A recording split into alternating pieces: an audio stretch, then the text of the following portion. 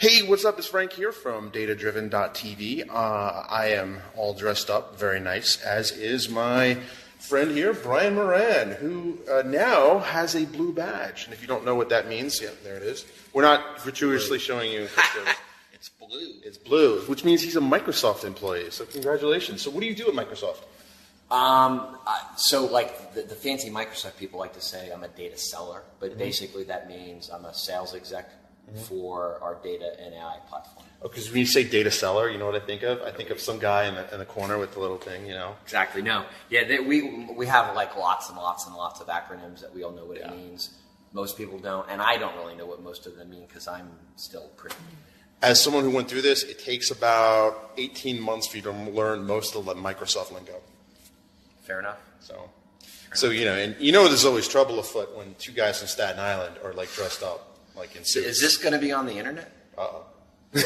Because A, there's people from Staten Island still looking for me. Uh-oh. B, I hate when people see that I'm dressed up because it's like my friends tease me. I have to dress fancy. I have to dress fancy now. I know. No Crocs. No Crocs. Hey, Andy's watching. Hey, Andy. Andy!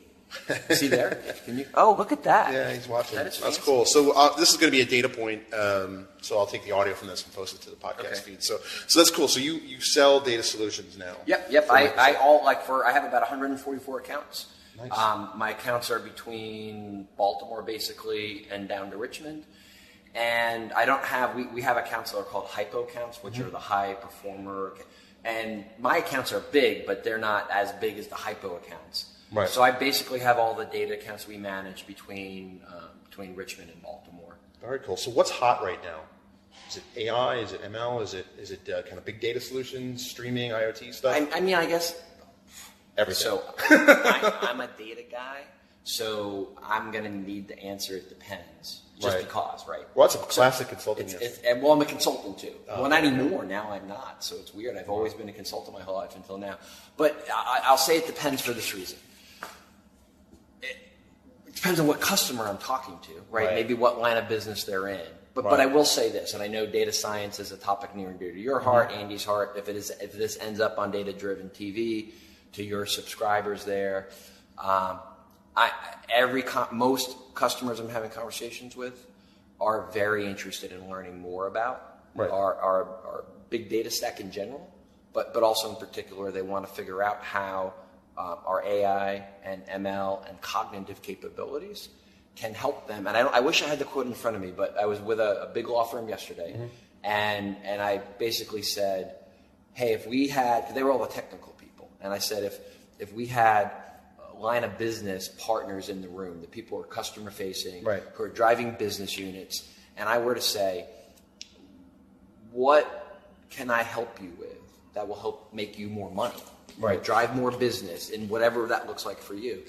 And the answer came back as we want an ability to glean better insight from the information we have. Interesting. And that happens, and then it quickly pivoted to, in their mind, what that really meant was they have massive amounts of data across a variety of data assets. Right. And they get interesting information from it today.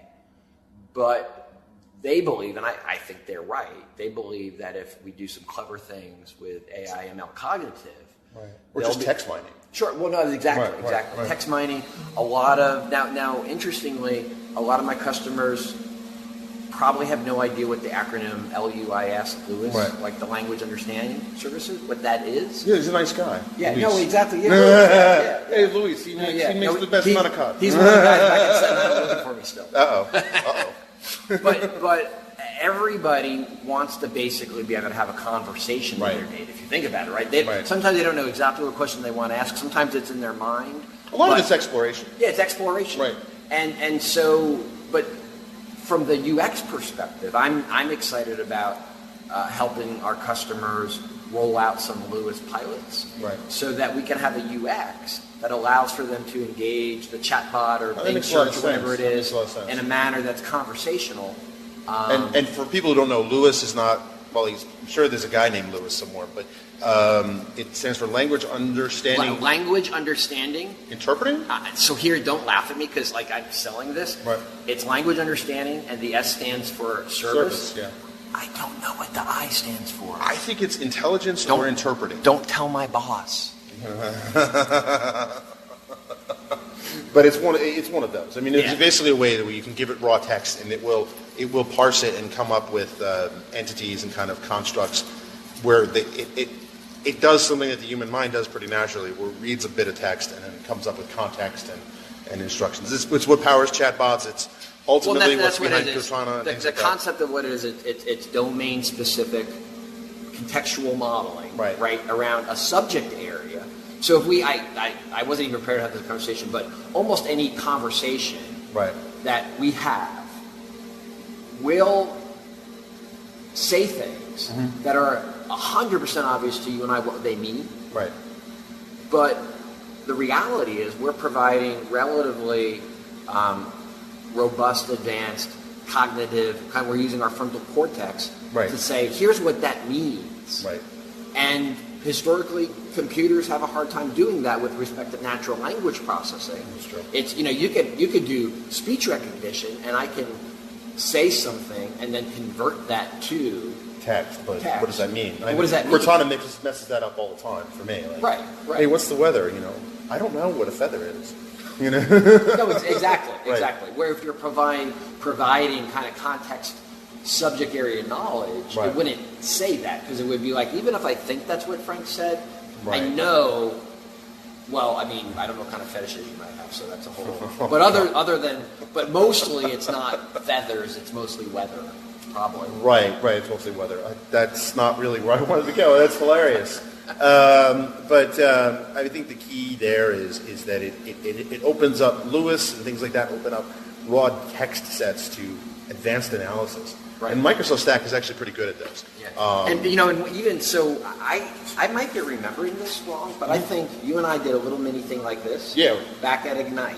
Right. And I think you asked me. I was at a different company at the time. Right. One of a great partner, and you asked me kind of like from my perspective what I was seeing around customer interest, and what I said back then was, what it doesn't look like it's focused. Oh. But, oh well, that's good enough. I was hearing from multiple people at Microsoft, the easiest way to get started with AI/ML was going to be like a chatbot of some kind, right? Yeah. And I know you and I have talked about that.